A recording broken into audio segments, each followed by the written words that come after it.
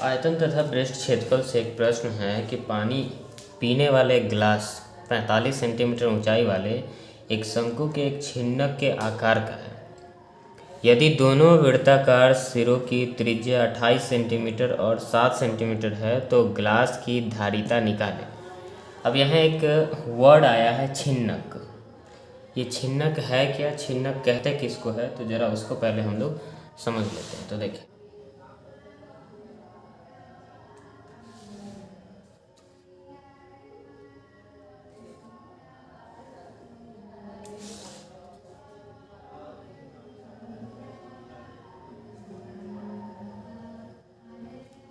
ये एक शंकु है जिसमें ये ऊपर का जो एरिया दिख रहा है ये एक वृत्त जैसा होता है, तो इसका एक व्यास होता है और इसी में हम त्रिज्या भी कहते हैं, क्योंकि एक छोर से दूसरे छोर को जब हम मिला देते हैं तो इसको इसका व्यास कहते हैं।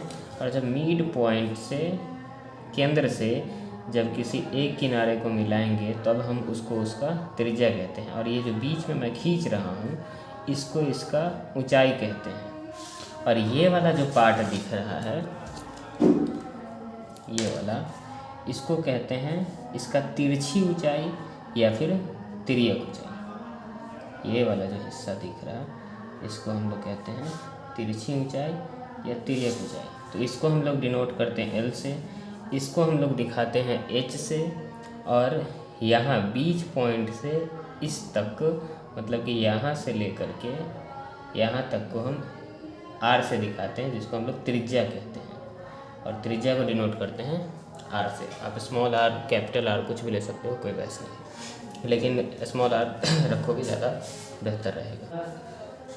छिन्नक इसी में से बनता है। मान लेते हैं कि इस पार्ट के इस हिस्से को हम काट देते हैं यहाँ से मानते हैं कि हमने इसको काट दिया इतना। तो अब इसका जो फिगर बनेगा वो किस तरह से बनेगा और क्या बनेगा, सो देखिए। ऊपर का पार्ट तो जैसा का तैसा रहेगा, तो ऊपर का पार्ट हम लोग बना लेते हैं। और ये कटा, यहाँ तक कटा। ये शर्त नहीं है कि इसके बीच की दूरी इतनी होनी चाहिए।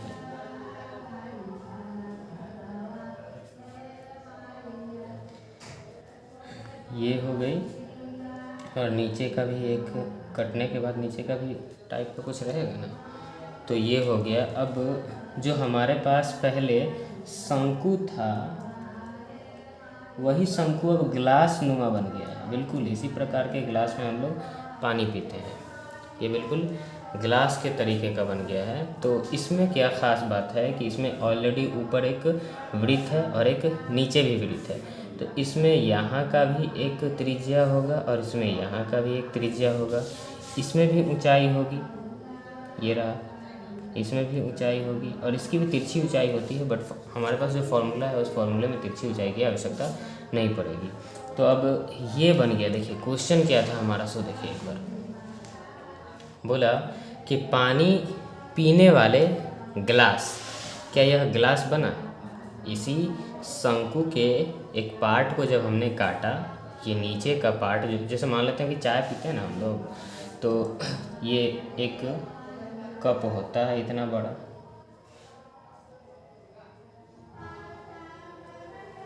इतना बड़ा कप हो गया। इसमें कभी कभी इस प्रकार के भी कप होते हैं जिसके अंदर कुछ इस प्रकार के कप होते हैं जो कि चाय वगैरह जो अटता है वो एक मात्र इतने एरिया में ही चाय रहता है, मात्र इतने एरिया में ही चाय रहेगा और नीचे का पार्ट नहीं रहता है। ठीक उसी प्रकार से ये जो शंकु है, इस शंकु में मान लेते हैं कि ये एक चाय का कप है, प्याला है, जिसमें से इस एरिया में चाय नहीं मिलेगा हमको, सिर्फ और सिर्फ इस एरिया में मिलेगा। जैसा कि इसी को जब हमने काटा तो यही बन गया हमारा एक छोटा सा काट का हिस्सा जिसको हमने छिन्नक कहा है, और इसी छिन्नक को इधर ग्लास का भी नाम दिया गया है। हम लोग अपने दैनिक जीवन में उसको ग्लास कहते हैं और मैथ की भाषा में उसी को छिन्नक कहा जाता है कि शंकु का एक पार्ट जो उससे काट करके निकाल लिया जाता है उसी को छिन्नक कहते हैं। तो इस छिन्नक का आयतन का फॉर्मूला होता है कुछ कि आयतन, छिन्नक का आयतन बराबर pi into H divide by 3 into R1 का स्क्वायर, मतलब ई जो ऊपर का हुआ त्रिज्या इसको हम R1 कहेंगे और नीचे का त्रिज्या जो हुआ उसको R2 कहेंगे। तो प्लस में R2 का स्क्वायर प्लस में R1 इंटू गुना का चिन्ह R1 इंटू R2, ये रहा हमारा आयतन का फॉर्मूला।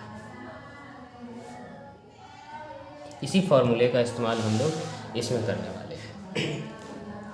तो हमारे पास क्या क्या है, पहले तो फिगर बना लेते हैं ग्लास नुमा या ग्लास जैसा कि प्रश्न में बोला कि पानी पीने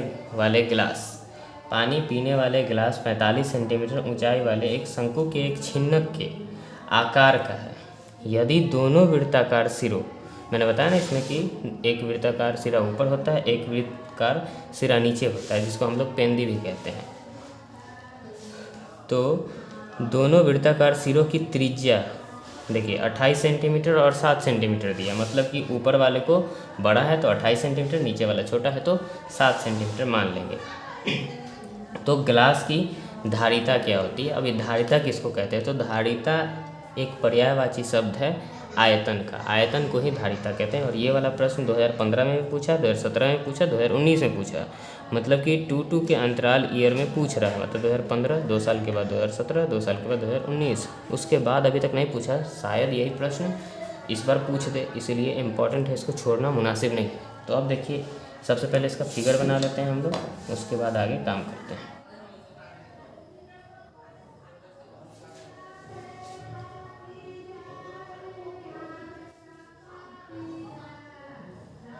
ये इस प्रकार का ग्लास भी होता है। तो ये वृत्त रहा ऊपर का, और नीचे भी एक वृत्त होगा, ये रहा नीचे का। जाहिर सी बात है कि इसका हाइट भी होगा। तो हमने इसके मिड पॉइंट से बिल्कुल बीचों बीच एक डॉट डॉट लाइन का हाइट ले लिया है। ये हाइट हो गया, और ऊपर जो आएगा ये एरिया, इसको हम लोग त्रिज्या R1 कह लेंगे। ये हो गया R1। नीचे का जो होगा इसको हम लोग कह देंगे R2। ये रहा आपका R2, मतलब ये हो गया R2, ये हो गया R1। अब हमको मान कौन कौन सा दिया हुआ है सो पहले देख लेते हैं। इसको हम H कह सकते हैं क्योंकि ये ऊंचाई है, तो ऊंचाई को हाइट से डिनोट करते हैं, ऊंचाई के लिए H ले सकते हैं। दिया क्या क्या है? तो बोला कि पानी पीने वाला जो गिलास है उसकी ऊंचाई कितना है? 45 सेंटीमीटर, मतलब कि छिन्नक की ऊंचाई हो गई, छिन्नक की ऊंचाई इक्वल टू 45 सेंटीमीटर। यहाँ लिख देंगे दिया गया है या दिया है। छिन्नक की ऊंचाई 45 सेंटीमीटर। अब क्या क्या बोला है कि सिरों की त्रिज्याएं, 2 त्रिज्या दिया हुआ है। एक त्रिज्या को हम त्रिज्या R1 कहेंगे, त्रिज्या R1 इक्वल टू 28 सेंटीमीटर, और फिर से त्रिज्या R2 इक्वल टू 7 सेंटीमीटर। अब हमसे पूछ क्या रहा है? धारिता निकालना। किसका? ग्लास का।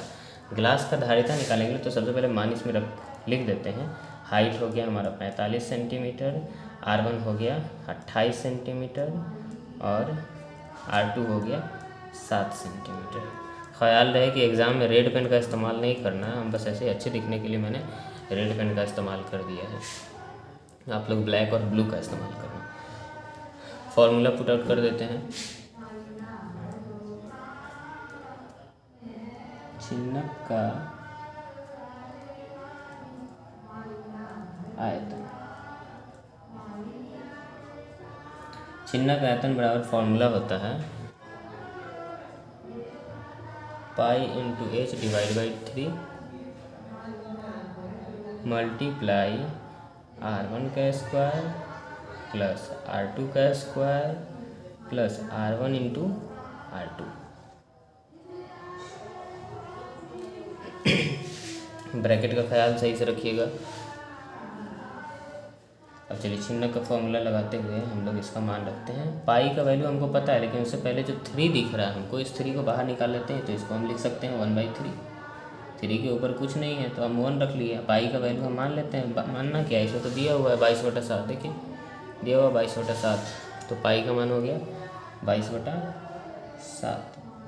और हाइट हमारा है दिया हुआ है, हाइट 45 सेंटीमीटर, तो हाइट हो गया 45 सेंटीमीटर इंटू R1 का स्क्वायर। R1 हमारा 28 था तो 28 का स्क्वायर प्लस R2 का स्क्वायर। R2 हमारा 7 था तो 7 का स्क्वायर प्लस R1 हो गया 28 मल्टीप्लाई बाई 7, मिड ब्रैकेट, मछली ब्रैकेट जिसको कहते हैं।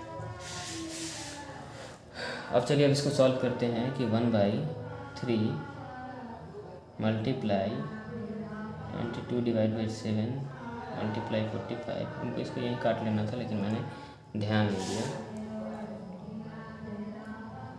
तो 28 का स्क्वायर, 28 का स्क्वायर अब निकालना है। तो 28 का स्क्वायर 28 मल्टीप्लाई बाई 28, 8 8 जा 64, 6 16 16 38 8 2 2 जा 4 4 3 7, हाँ 784 है। तो 28 का स्क्वायर हो गया 784। हम लोग जानते हैं 7 का स्क्वायर 49 होता है। अब इसको मल्टीप्लाई करते हैं तो 8 7 जा 56, कैरी हुआ 5, 7 2 जा 14, कैरी 5 इक्वल टू 19, 196। अब इसको आगे बढ़ाते हैं, उससे पहले इसको काट लेते हैं। 3 15 जा 45 कटा, ये 22 मल्टीप्लाइड बाई 15 करना, 30 डिवाइड बाई 7। इधर कर देते हैं ऐड सभी का कि 6 9 15 4 19 का 9 हासिल हुआ 1, 9 1 10 हुआ, 10 4 14, 14 8 हो गया 22, 22 का हो गया 2 हासिल हुआ 2। तो अब 7 और 2 9, 9 1 10, मेरे ख्याल से कट जाना चाहिए 7 से। अब यहाँ रह गया 330 मल्टीप्लाइड बाई 147, 48,510 सेंटीमीटर। अब यहाँ हमको एक और चीज़ समझना है कि क्या हम सेंटीमीटर लिख करके छोड़ देंगे तो क्या आंसर मेरा कंप्लीट हो चुका है, या फिर इसमें और कुछ लगाना होगा? क्या आप लोग भूल रहे हैं कि सेंटीमीटर में यहाँ स्क्वायर लगाना चाहिए या नहीं? या स्क्वायर नहीं होगा तो क्या होना चाहिए? मे बी क्यूब होना चाहिए।